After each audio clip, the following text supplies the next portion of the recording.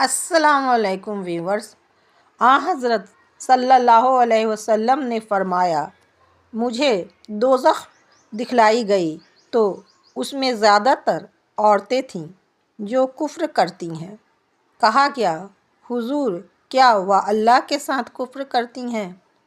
آپ صلی اللہ علیہ وسلم نے فرمایا کہ خاوند کی ناشکری کرتی ہیں اور احسان کی ناشکری کرتی ہیں۔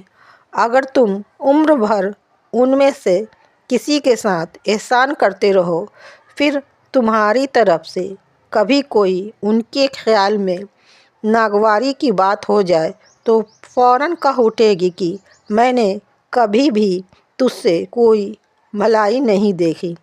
صحیح بخاری حدیث نمبر 29۔ اگر ویڈیو پسند آئے تو ویڈیو کو لائک اور میرے چینل کو سبسکرائب کریں اور شیئر بھی ضرور کریں۔